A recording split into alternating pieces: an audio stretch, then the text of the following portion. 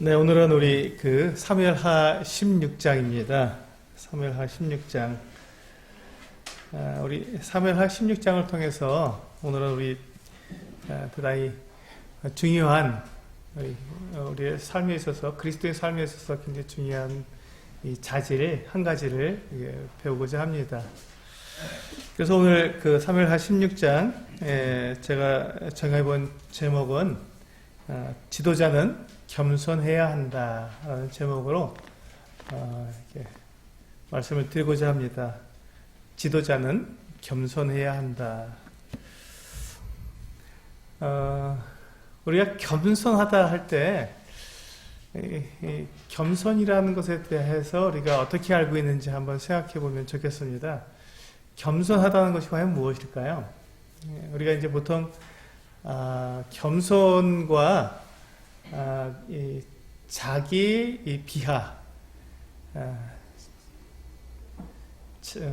자기 멸시라고도 하죠. 아예 나 같은 게 무슨 이렇게 말할 때 이것을 우리는 겸손하다고 이렇게 말하기가 쉬운데, 오늘은 이제 우리가 생각하는 그렇던 겸손과 하나님께서 보시는 겸손은 어떤 차이가 있는지, 하나님께서 사람들을 향해서 하나님께서 찾으시는 것 같은 겸손이라는 것이 어떠한 것인지 우리 한번 이렇게 오늘 사무엘하 16장 말씀을 통해서 살펴보고자 합니다. 그리고 또 한 가지 이제 저희가 사무엘하 16장에서 배울 수 있는 것은 겸손이라는 자질과, 또 한 가지는 하나님께서 지도자를 세우시는 목적이 무엇인가 하는 부분입니다.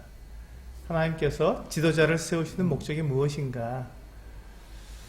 우리가 종종 지도자를 세우시는 이유가, 하나님께서 지도자의 어떤 그 능력을 가지고 그 백성들이나 아니면 이렇게 교회 같으면 성도들을 이렇게 잘 인도하는 그 같은 목적으로 지도자를 세운다고 생각하기 쉽습니다. 근데 그것은 아닙니다. 왜냐하면 거기 제가 지금 말씀드린 거에서 지도자가 자기 능력으로 백성들이나 성도들을 인도한다는 여기에 문제가 있습니다. 하나님께서 지도자를 세우실 때 만약에 그 지도자가 가지고 있는 어떤 능력, 그의 어떤 재능, 이와 같은 것들을 가지고 이렇게 잘 사람들을 인도하기 위해서 지도자를 세우셨다면, 그렇다면 그 지도자는 하나님의 자리에 하나님께서 자기 자리를 비워주시고 그 자리에 지도자를 앉히신 것입니다. 하나님은 결코 그와 같은 일을 하지 않으십니다. 하나님은 하나님의 영광을 받으시지 사람을 하나님의 자리에 놓으시지 않습니다. 그래서 하나님께서 그렇다면 지도자를 세우시는 그 목적이 무엇이냐면, 하나님께서는 그 지도자를 통해서 사람들이 하나님을 보기를 원하십니다. 하나님께서는 지도자를 통해서 하나님을 보기를 원하십니다. 하나님을 경험하기를 원하시는 것이죠. 그래서 때때로 이제 지도자가 굉장히 하나님을 잘 섬김으로써 저렇게 하나님을 섬겨야 하는 것이구나 하는 것들을 지도자를 통해서 하나님을 섬기는 법을 배울 수도 있습니다. 근데 이제 오늘 본문에서 사무엘하 16장에서는 지도자의 어떤 실수를 통해서 하나님께서는 사람이 결코 아무리 유능하고 아무리 뛰어난 지도자를 할지라도 결코 하나님의 자리에 앉을 수는 없다는 것을 하나님께서는 우리들에게 보여주십니다. 우리가 지금 다윗에 대해서 이렇게 다윗의 일생에 대해서 계속 우리가 이렇게 생애를 통해서 우리가 교훈을 받고 있는데, 만약에 우리가 다윗이 얼마나 훌륭한 사람인가, 다윗이 얼마나 그가 정말 능력 있게 백성들을 인도했는가, 여기에 초점을 맞춰서 성경이 기록되었다면 아마 그러면 성경은 다윗이라고 하는 위인전이 될 것입니다. 그런데 성경은 결코 어떤 신앙의 위대한 어떤 신앙인의 어떤 위인전으로 기록되어 있지 않습니다. 성경의 주인공은 사람이 아니라 하나님이시죠.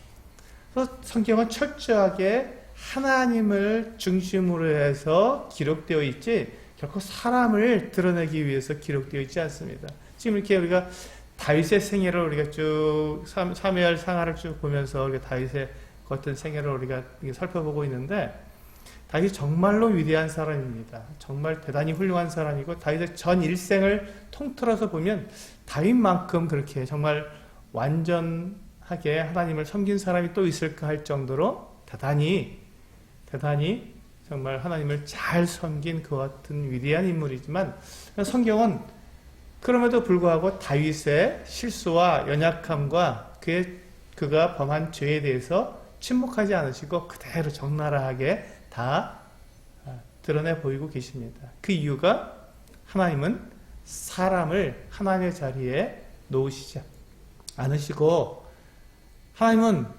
사람이 중심이 아니라 하나님이 어떠하신 분이신지 하나님을 우리가 어떻게 경외해야 하는 것인지를 우리가 보기 위해서 이 지도자를 세우셨다는 것을 우리들에게 말씀해 주신다고 생각이 됩니다.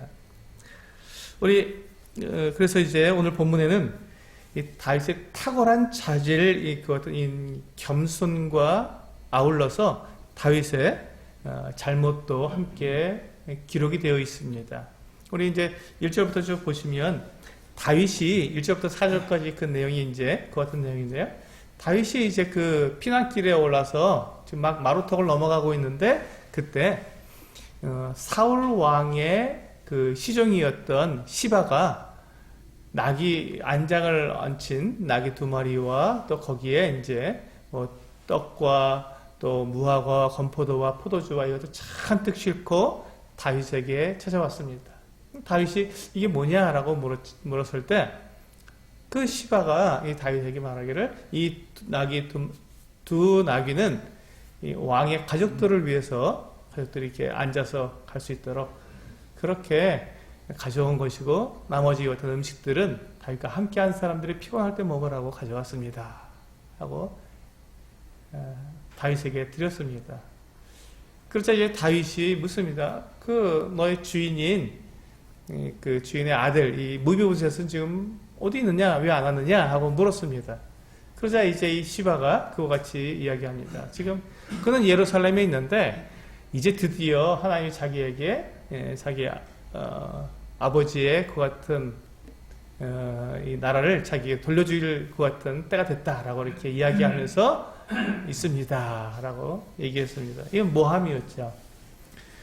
지금 이 시바가 다윗 왕에게 말한 이 무비보셋의 권한 이와 같은 이야기는 시바가 지어낸 이야기였고 모함이었습니다. 그런데 지금 이 다윗이 그 시바의 이와 같은 이야기를 들을 때 시바가 가져온 이와 같은 선물과 또 그가 이렇게 이야기하는 것을 듣고 그의 마음 가운데 정확하게 이 사실 여부를 확인해보고 판단했어야 되는데 그러지 못하고 그가 그냥 감정적으로 다윗이 그냥 그 판단을 해버렸습니다. 그냥 시바가 한 말을 그대로 다 믿어버린 것이죠. 근데 이제 다윗이 왕이었기 때문에 그는 모든 판결에 있어서 항상 신중해야 했습니다. 쉽게 판단을 내려서도 안 되고 쉽게 결정을 내려서도 안 되는데 그는 그것을 쉽게 결정을 해버려서 무비보셋의 모든 재산이 다 네 거다 하고 한순간 무비보셋을 의심하고 시바에게 모든 재산을 다 주어버린 것입니다. 시바가 노린 것이 바로 그것이었겠죠.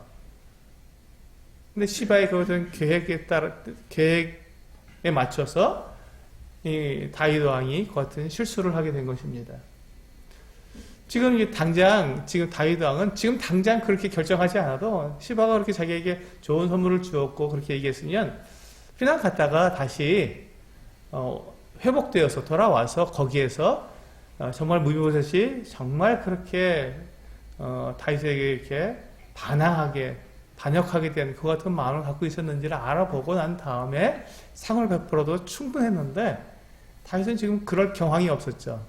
너무 상황이 막 급박하게 돌아가고 하니까 그냥 거기서 전후 사정을 알아보지 않은 채로 바로 결정해 버립니다. 이것에 대해서 이제 다윗이 나중에 보면 부끄러워지죠. 그래서 무비보셋이 그렇지 않다는 것을 알면서도 재산을 전부 다 다시 이 무비보셋에게 돌려주지 못하고 반반씩 나누게 되는. 그래서 시바의 그것은 꽤 이 다윗이 이용당하는 이와 같은 모습을, 부끄러움을 보게 됩니다. 이제 이와 같은 모습을 앞에서 보여준 4절까지 보여준 다음에 5절부터 다윗의 정말 너무나도 놀라운 이 겸손한 모습이 우리들에게 보여주고 있습니다. 그러니까 성경은 결코 어떠한 사람을 결코 영웅처럼 만들지 않습니다. 그에 있는 그 모습 그대로를 보여주면서 그를 통해서 그것이 연약한 사람, 그와 같이 이 다윗처럼 실수도 있고 죄도 범하는 이와 같은 사람들을 통해서도 하나님께서는 역사하시고 또 그와 같은 사람들을 어떻게 교제하시며 그걸 어떻게 회복시켜 주시는지 이와 같은 것들을 우리들에게 보여주시면서 하나님이 어떠하신 분이신지를 우리에게 알려주시는 것이죠. 거기에 덧붙여서 지금 이제 이와 같이 다윗이 이 겸손한 모습을 통해서 하나님께서 우리 사람들에게서 찾으시는 그 겸손이 어떠한 것인지 우리가 이제 배울 수가 있겠습니다. 이제 5절부터 보시면 이제 그 다윗이 바후림에 이르렀을 때 사울의 친족 한 사람이 나왔는데 그가 시므이라는 사람이었습니다. 이 사람이 이 다윗에게 저주를 퍼부으면서 흙먼지를 날리고 돌을 던지고 이렇게 다윗을 저주했던 것입니다. 그러면서 이 시므이가 뭐라고 저주했냐면 7절과 8절에서 이와 같이 시므이가 저주를 했습니다. 시므이가 저주하는 가운데 이와 같이 말하니라. 피를 흘린 자여 사악한 자여 가거라 가거라. 사울의 족속의 모든 피를 여호와께서 내게로 돌리셨도다. 그를 이어서 내가 왕이 되었으나 여호와께서 나라를 내 아들 압살롬의 손에 넘기셨도다. 보라, 너는 피를 흘린 자이므로 화를 자초하였느니라 하는지라. 시므이가 뭐라고 얘기했냐면 다윗이 사울 가족의 사울 족속의 피를 흘린 사람이다. 네가 사울 가족을 다 망하게 한 사람이다. 라고 그렇게 말하면서 네가 애매한 사람, 네가 정당한 사람을 그렇게 죽였고 그래서 너에게 다시 하나님께서 너에게 화를 입게 하신 것이다. 이렇게 저주를 한 것입니다. 그런데 우리가 이제 여기서 이 시므이가 저주한 이 내용을 확인해 볼 필요가 있습니다. 시므이가 말하는 것처럼 정말 다윗이 사울의 가족을 죽였는가 하는 것이죠. 시므이가 이렇게 이야기하고 있는데 그렇게 지금 이야기하면서 저주를 하고 있는데 근데 사실 다윗은 사울의 가족을 죽인 적이 없습니다. 단 한 사람도 죽인 적이 없습니다. 지금 사울왕에게 4명의 아들이 있었는데 3명의 아들은 사울왕과 함께 그 기브아 전투에서 블레셋 족속과 싸우다가 다 전사했습니다. 사울왕과 세 아들이 요나단을 포함해서 세 아들이 그 길보아 산에서 다 전사했던 것이죠. 그러니까 지금 사울왕과 세 아들의 죽음에는 지금 이 다윗이 관여한 바가 없습니다. 그러면 이제 네 번째 아들인 그 이스보셋은 어떻게 죽었죠? 이스보셋이 자기의 그 용사 중에 두 사람이 이스보셋이 낮잠을 자고 있는 사이에 그냥 죽였습니다. 집에 들어와서 죽였죠. 그러니까 이스보셋도 다윗이 죽이지 않았습니다. 그리고 이제 사울 왕의 그 장군이었던 아브넬도 다윗이 죽이지 않고 요압이 자기 동생을 죽인 이 아브넬에 대해서 이제 원수를 갚으려고 그가 죽였지 다윗이 죽이지 않았습니다. 그리고 다윗은 지금 그 요나단, 그 사울의 아들 요나단의 아들이었던 무이보셋을 그 두 다리를 다 절뚝이고 있는데 이 무이보셋을 지금 자기 왕자처럼 날마다 자기 상에서 먹게 하는 오히려 그 사울 가족을 돌보는 그 같은 사람이었습니다. 나중에 보면요, 이 무비보셋의 아들들이 자손들이 쭉 해서 계속해서 이 이스라엘 나라에 큰 그 용사로서 남아 있는 것을 보게 됩니다. 그래서 이 족보를 보게 되면 그렇게 나와 있습니다. 그러니까 이 다윗이 무비보셋을 갖다 굉장히 잘 돌봤고 무비보셋의 아들을 또 잘 돌봤던 것들을 우리는 알 수 있습니다. 그러니까 지금 이 시므이가 다윗에 대해서 지금 돌을 던지며 또 저주하고 있는 이 내용은 옳지 않은 것이었죠. 그 정확한 것이 아닙니다. 그런데 그럼에도 불구하고 시므이가 그렇게 하는 것은 지금 그 사울이 망한 그 원인이 다윗 너에게 있다 이렇게 말한 것이죠. 그러니까 이 지금 시므이는 자기의 어떤 그 감정에 의해서, 자기 어떤 그 판단에 의해서 그렇게 지금 선입관을 가지고 다윗을 그렇게 저주한 것입니다. 정확한 사실에 근거하지 않고 저주하게 된 것이죠. 그런데 놀랍게도요, 지금 이 시므이가 그렇게 다윗을 저주하고 있고, 이 저주를, 지금 시므이가 하는 저주에 대해서 지금 거기 보시면 수리아들 아비새가 9절에서 보면 왕께 여짜오되 이 죽은 개가 어찌 내 주 왕을 저주하리까 청하건대 내가 건너가서 그의 머리를 베게 하소서 하니, 이 아비새 장군이 너무너무 화가 난 거예요. 이렇게 저주하고 있는 이 시므이가 너무너무 화가 나서 내가 건너가서 이 시므이를 죽여버리겠습니다 하고 이야기했습니다. 다윗이 지금 힘이 있는 것이었어요. 다시 말 한마디만 하면 시므이가 바로 죽을 수 있었습니다. 그리고 이렇게 지금 듣기 싫은 이 저주의 말을 안 들어도 될 수 있었거든요. 그런데 10절에 보시면 10절부터 12절까지 이제 왕이 이 시므이의 저주에 대해서 그가 어떻게 대응하는지가 나와 있는데요. 10절부터 12절까지 같이 한번 읽어보시겠습니다. 10절부터 12절까지 시작.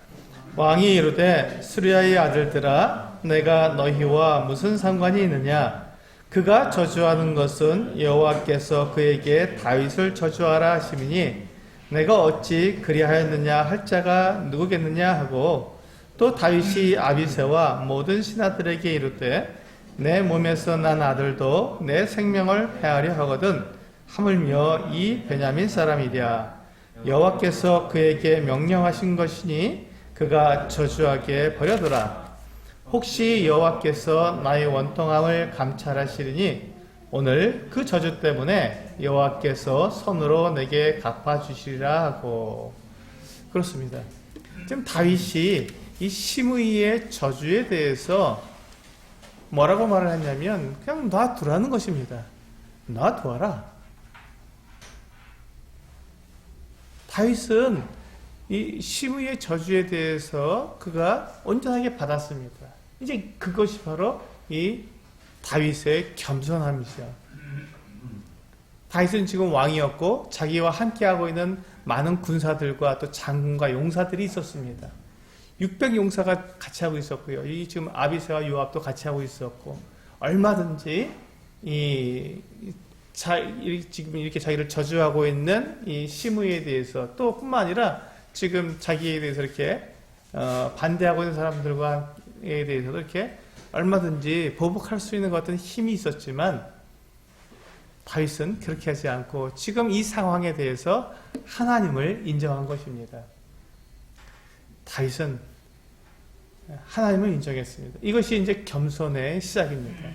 제가 이제 이 겸손이라는 말을 그 원어 사전에서 한번 쭉 찾아봤거든요. 그랬더니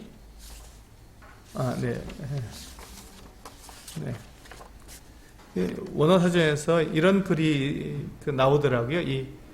그 겸손에 대해서 이렇게 쭉 설명하면서 하나님은 모든 것을 하나님으로부터 기대하고 자신으로부터는 아무것도 기대하지 않는 그분에 대한 전적인 신뢰를 요구하신다.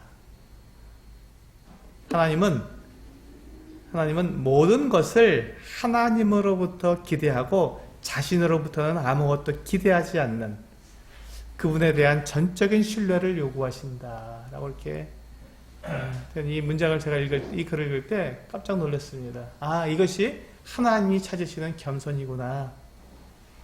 이것이 하나님께서 찾으시는 사람들에게서 하나님께서 요구하시는 겸손이구나. 겸손은 나는 아무것도 아닙니다. 아유, 저 같은 것이 뭘 할 수 있겠어요? 아유, 저는 이렇게 하면서 자기를 비하하고 자기를 멸시하는 이와 같은 모습을 겸손이라고 하나님께서 말씀하신 것이 아니라 하나님에 대한 전적인 신뢰를 갖고 있는 사람, 하나님께 대한 전적인 신뢰를 가지고 하나님을 인정하는 그와 같은 사람을 겸손한 사람이라고 말씀하신다는 것입니다.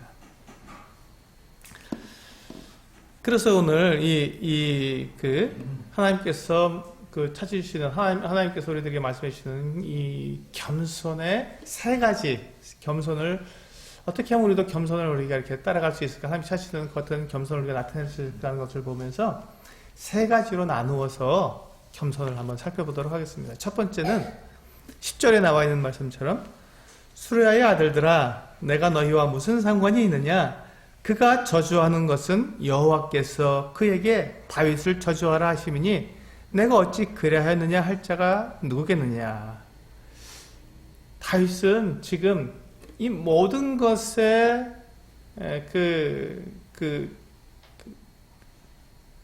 원인이 하나님께 있다고 이야기한 것입니다. 그러면서 그는 하나님을 전적으로 신뢰했습니다. 우리 지금 다윗이 말하는 것과 우리 욥기 1장에 나와 있는 말씀과 매우 비슷합니다. 우리 욥기 1장으로 한번 가보실까요? 여기 손을 넣으시고요. 욥기 1장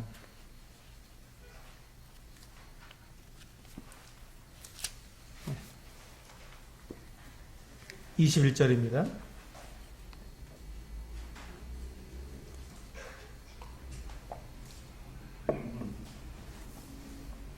같이 읽어보시겠습니다. 욥기 1장 21절 시작. 이르되 내가 모태에서 알몸으로 나와 싸운즉 또한 알몸이 그리로 돌아가올지라. 주신 이도 여호와시요 거두신 이도 여호와시오니 여호와의 이름이 찬송을 받으실지니이다 하고. 여기 보시면 지금 욥이 자기의 모든 재산을 동방에서 가장 큰 부자였던 욥이 자기의 모든 재산을 다 잃어버리고 또 자기의 자녀들도 다 잃어버린 이와 같은 상황 속에서 그가 한 고백이 바로 이것이었습니다. 내가 모태에서 알몸으로 나왔어. 우리 빈손으로 왔다고 하죠. 빈손으로 왔다가 또 빈손으로 갈 텐데 근데 지금 내가 가지고 있는 이 모든 것들이 다 누가 준 것이냐? 주님께서 주신 것이다. 하나님께서 주신 것이다. 그래서 주신 이도 하나님이시고 거두어 가신 이도 하나님이시니 여호와의 이름이 찬송을 받으실지어다. 얼마나 놀랍습니까? 이것이 겸손이라고 말하는 것입니다. 하나님께 찾으시는 겸손이 바로 이것입니다. 하나님을 온전히 신뢰하는 것. 하나님께서 나에게 다 주셨으니 하나님께 다 가져가셔도 그래도 문제가 없다.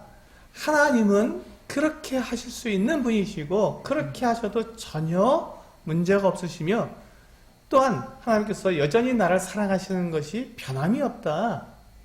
이 전적인 신뢰죠. 하나님에 대한 전적인 신뢰.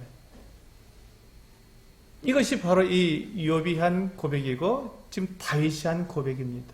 다윗이 저 지금 시므이가 나한테 한 저주가 누가 하라 한 것이겠냐? 하나님이 하라 하신 것도 아니겠느냐? 그냥 두어라. 그가 저렇게 하면 하나님께서 하라 하신 것인데 누가 맡겠느냐? 그냥 두어라. 나는 저 저주의 말을 들어야 한다. 라고 이야기한 것입니다.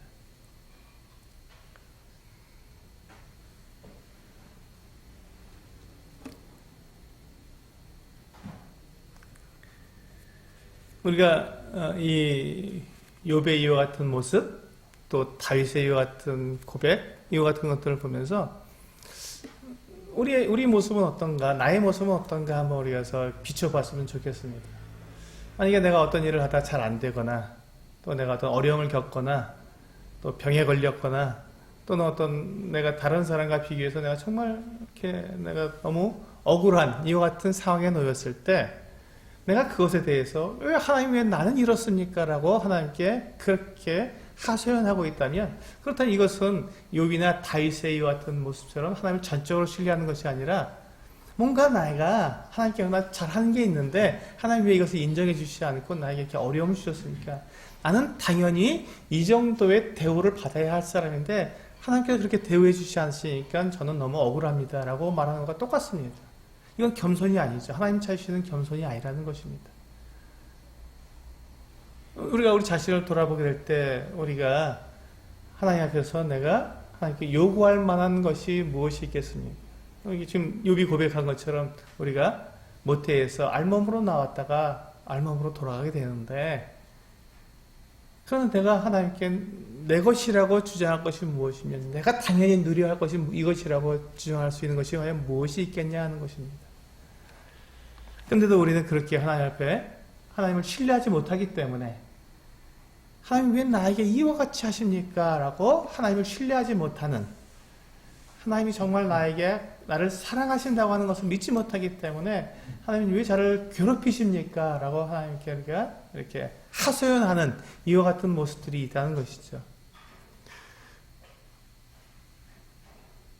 그런데 이 다윗과 욥을 봤을 때 우리 본문으로 돌아가서요. 다윗을 봤을 때 그는 분명히 말을 합니다.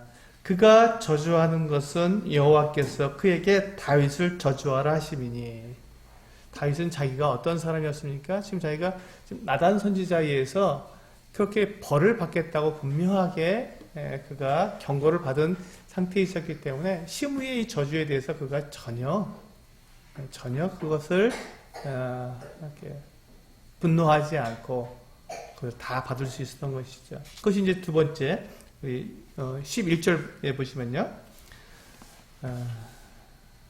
첫 번째는 다윗은 하나님을 정말 전적으로 신뢰하였다. 전적인 신뢰가 우리가 겸손의 첫 번째 요소고요. 두 번째는 11절에 보시면 또 다윗이 아비새와 모든 신하들에게 이르되 내 몸에서 난 아들도 내 생명을 해하려 하거든 하물며 이 베냐민 사람이랴.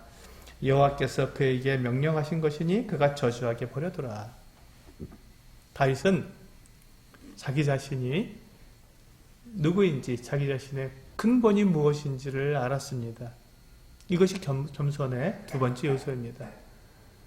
다윗은 지금 자기가 범죄하여서 그 범죄에 대한 지금 그 대가로 그 아들 압살롬에 의해서 자기가 지금 이렇게 반역을 당하고 압살롬에 의해서 지금 자기가 압살롬이 지금 자기를 생명을 해하려 하거든. 아들도 내 생명을 해하려 하는 그 같은 내 같은 처지인데 이 지금 베냐민 사람 이 사람이 하는 것이야 뭐가 문제겠느냐라고 말하는 지금 자기 자신이 죄인이라는 것을 정확하게 알았던 것이죠. 그래서 우리 시편 51편에 보시면요. 우리 시편 51편을 보시면 다윗이 그것이 이제 나단 선지자에 의해서 그가 정죄당한 다음에 쓴 시입니다.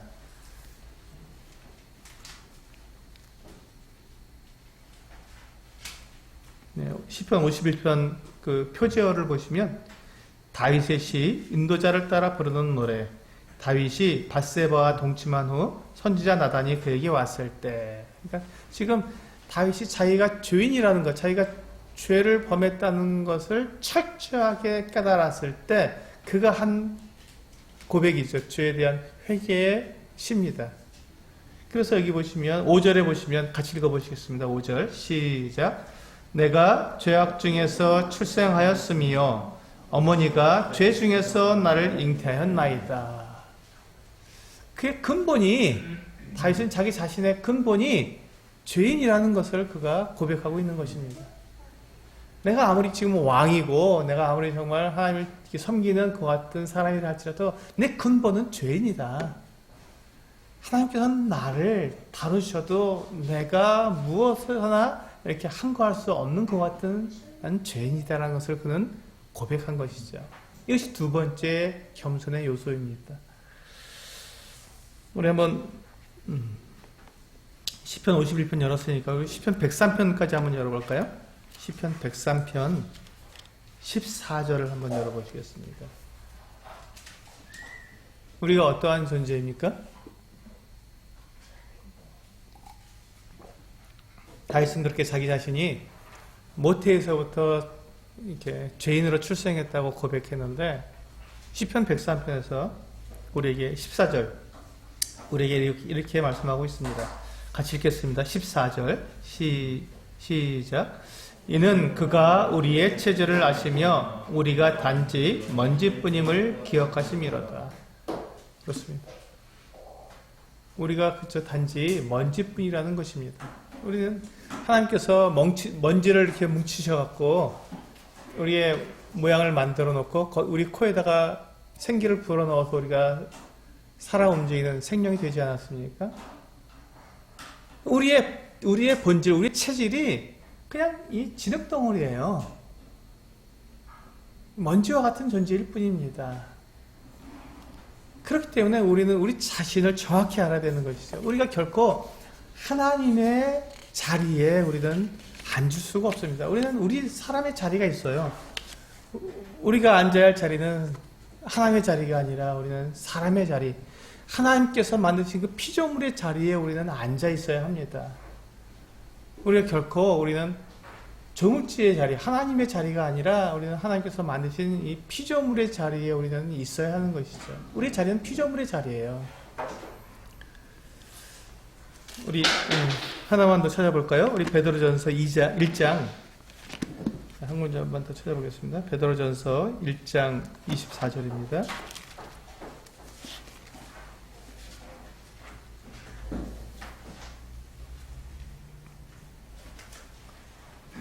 베드로전서 1장 24절.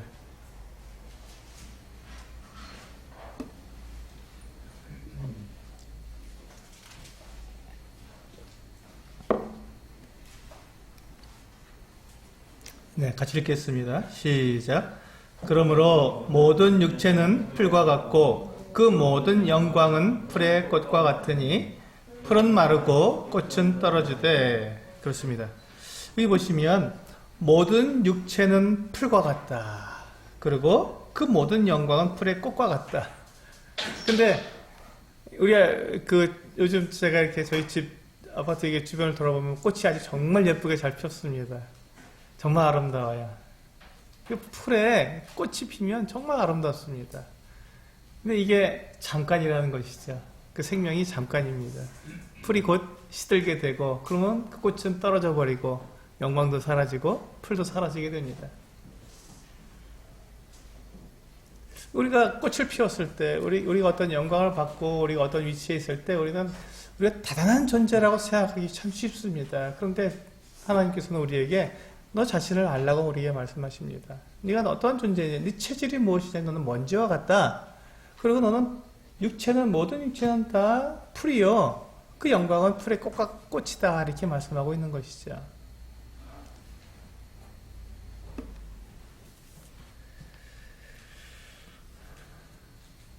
그래서 지금 이 다윗이 우리 본문으로 돌아오셨어요. 사무엘하 16장에서 보시면 다윗이 지금 봐라, 지금 내 아들도 내 생명을 해하려 하거든. 저 베냐민 사람이라고 이야기할 때 그것이 바로 이 말입니다. 내가 무슨 내가 이렇게 대단한 존재가 아니지 않느냐. 나는 죄인이고 나는 하나님께 벌을 받을 수밖에 없는 그 같은 사람이다라는 것을 인정함으로써 이제 그가 이 같은 심의의 저주를 다 받아들일 수 있었던 것입니다. 마지막으로 세 번째는 12절에서 볼 수 있는데요. 혹시 여호와께서 나의 원통함을 감찰하시리니 오늘 그 저주 때문에 여호와께서 선으로 내게 갚아주시리라 하고. 우리는 이 다윗의 고백에 의해서 다윗이 하나님의 최종 심판을 믿었다는 것을 우리는 알 수 있습니다. 다윗은 하나님의 최종 심판을 믿었습니다. 우리가 이것을 종말 신앙이라고 합니다. 종말 신앙. 이걸 좀 쉬운 말로 우리 이런 말이 있죠. 최후에 오는 자가 최후의 승리자다. 이런 말이 있습니다. 지금 이 다윗이 고백한 이 12절에서 고백한 이 종말 신앙이라는 것이 무엇이냐면 하나님께서 최종적으로 심판하시는 것이 그것이 완전한 심판이라는 것입니다. 그것이 완전한 판결이라는 것이죠. 우리들 사이에서 사람들 사이에서 네가 옳으니 내가 옳으니 아무리 해도 하나님께서 마지막에 이것이 옳다라고 딱 선언하시게 되면 그것이 최종 결정 아니겠습니까?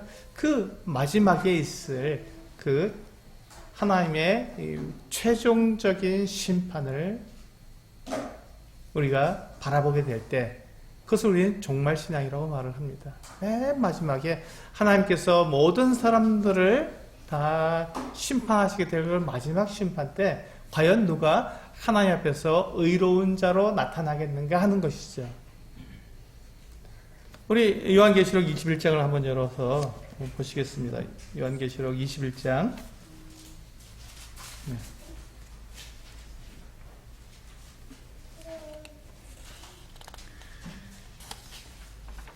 요한계시록 21장 3절을 보시면요.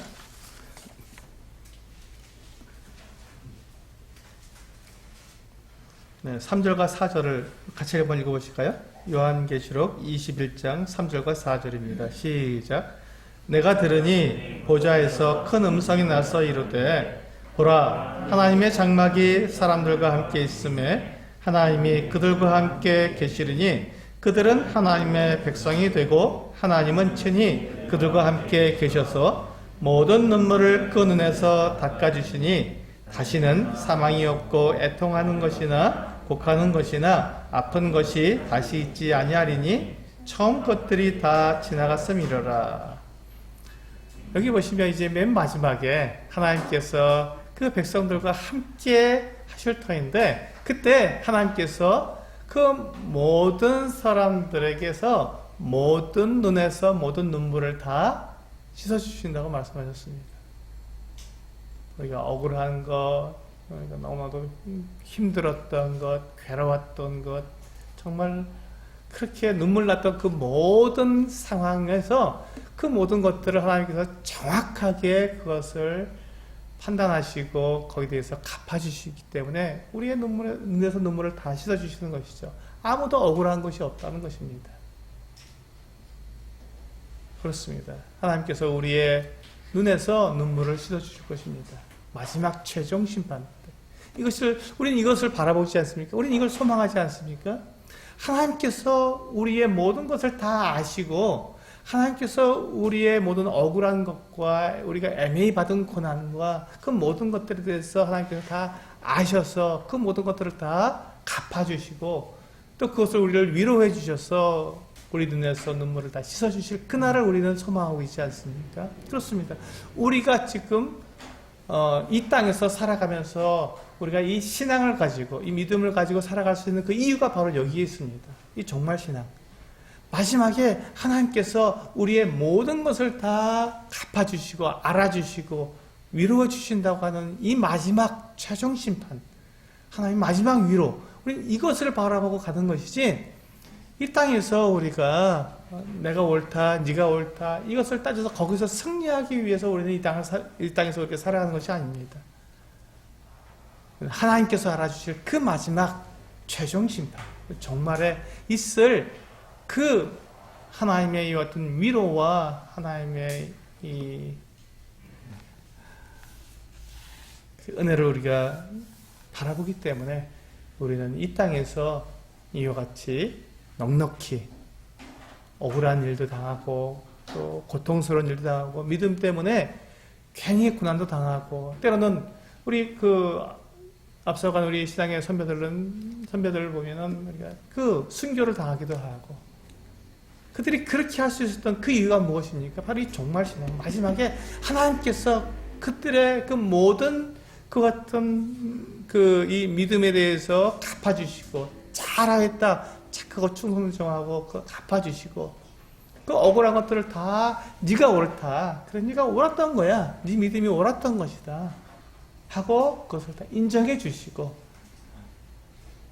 나와 함께 영원히 사랑의 교회를 나누며 살자꾸나 하고 우리를 위로해 주시는 그 하나님의 그 같은 최종 심판을 우리가 바라보기 때문에 우리는 이 신앙생활을 할 수 있는 것입니다. 이 땅에서 다윗이 바로 그와 같이 정말 그가 마지막에 하나님께서 자기가 지금 이와 같이 고난을 당하고 있는데, 저주를 받고 있는데, 애매한, 정말 옳지도 않고 살이 맞지도 않는데 그 같은 애매하게 지금 이렇게 이 시므이의 저주를 받고 있는데, 내가 이것을 잘 받음으로써, 그래도 내가 이것을 견딤으로써 하나님께서 자기에 대해서 신원해 주시겠다, 다시 이것을 갚아주시겠다, 자기를 인정해 주시지 않겠느냐 하는 마지막 하나님의 최종적인 그 같은 은혜를 구하는 종말 신앙을 갖고 있었던 것이, 이것이 바로 겸손의 세 번째 요소입니다. 하나님을 전적으로 신뢰하고 내가 누구인가를 분명히 알고, 그리고 마지막에 하나님께서 나 이렇게 모든 것들을 다 아시고 갚아주실 그 마지막 그 심판을 우리가 바라보게 될 때 우리는 겸손하게 됩니다. 다윗은 지금 그와 같이 사무엘하 16장에서 정말 억울하죠. 자기가 한 일도 아닌데 그것에 대해서 이 시므이가 막 저주하고 돌을 던지고 흙먼지를 날리는 것 같은 것을 당했습니다. 근데 나중에 보면요, 정말 이 시므이가 이 다윗에게 나와서 자기 잘못을 용서를 구하죠. 잘못했습니다 하고. 다윗의 이 믿음이 옳았던 거예요. 시므이가 자기가 잘못했다고 이 다윗 왕에게 나와서 잘못을 하기를 용서해 달라고 구하게 됩니다. 그렇습니다.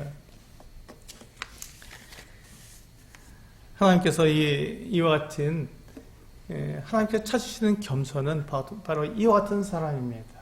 하나님을 전적으로 신뢰하는 사람, 그리고 자기가 누구인지 아는 사람, 그리고 하나님의 마지막 최종 심판을 기다리는 사람, 소망하는 사람. 그럴 때 우리는 나의 그 억울함, 또 애매히 받는 고난들, 고통들, 그 모든 박해를 우리는 다 견딜 수 있고 참아낼 수 있고, 그때 우리는 하나님을 인정하며 범사의 주님을 인정하면서, 그래 주님께서 이 일도 나에게 허락하셨는데 이것이 바로 하나님께서 나를 사랑하시는 방법이야 라고 고백할 수 있는 그 같은 겸손한 신앙의 모습을 나타낼 수 있다는 것입니다.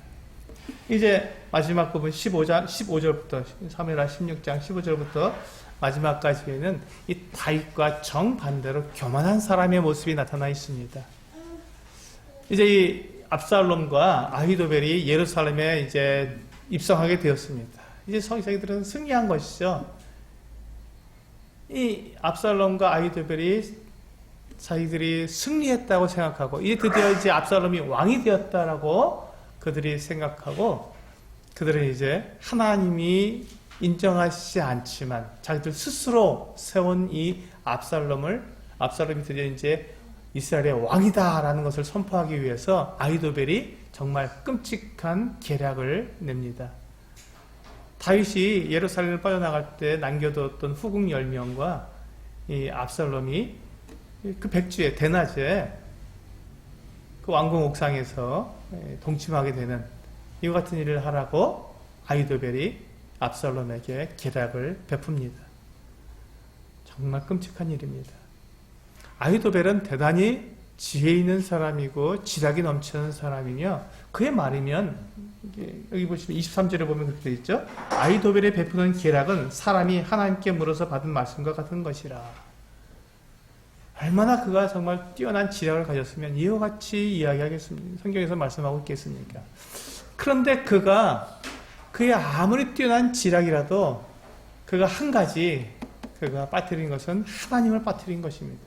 아히도벨의 가장 큰 실수, 그의 가장 큰 어리석음은 그가 지금 그가 내는 모든 계략에 하나님이 빠져 있다는 것이죠. 그의 기사에는 하나님이 빠져 있었습니다. 이것이 교만입니다. 이것이 교만이죠. 하나님 없이 내가 하나님의 자리에 앉는 것을 우리는 교만이라고 말을 합니다.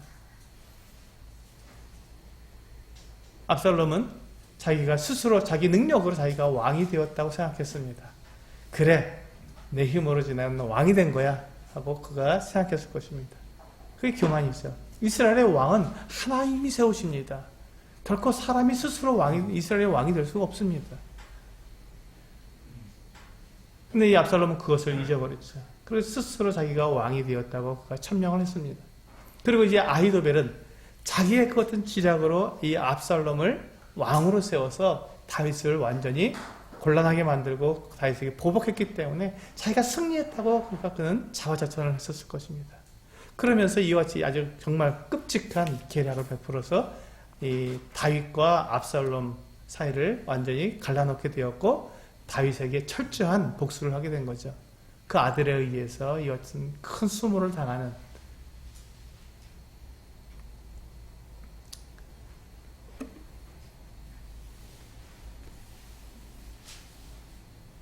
이것이 교만한 사람의 모습입니다.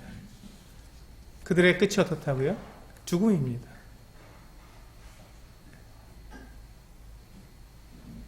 욕심이 죄를 낳고 죄가 장성한 즉 사망을 낳는다고 이 아히도벨은 이제 하나님에 의해서 하나님께서 이 후세를 통해서 그의 계략을 깨뜨려 버리셔서 그가 이제 자기의 모든 계략이 딱 한 번에 완전히 다 무너진 것을 알고 그가 자기 집에 내려가서 자살을 하게 됩니다. 그리고 이 압살롬은 도망치다가 그 다윗의 군대와 전쟁을 하다가 도망치다가 상수리 나무에 머리가 걸려서 거기서 요압에 의해서 죽게 됩니다. 아주 그냥 순식간에 그들이 왕이 되었다고 헤브론에서 그들이 왕이라고 천명하고 예루살렘까지 그들이 30 몇 킬로인가요? 그 정도를 지금 쭉 진격해 와서 예루살렘에 딱 입성해서 그들이 이제 자기들의 계략이 다 성공했다고 그 같은 기쁨을 누린 지 얼마 되지 않아. 곧 그들의 계략이 완전히 하나님의 단 한 번에 하나님의 어떤 개입으로 완전히 다 망가지고 그들은 순식간에 다 진멸되었습니다. 이것이 맨 마지막 하나님의 심판입니다. 이것이 하나님의 최종 심판이시죠. 그렇습니다. 우리는 이 하나님 앞에서 우리는 겸손해야 합니다. 그리고 이와 같은 모습, 이 다윗의 이 지도자로서 보여준 이 모습을 통해서 우리는 겸손이 무엇인지, 하나님 앞에서 우리는 어떻게 겸손해야 되는지 우리는 알게 됩니다.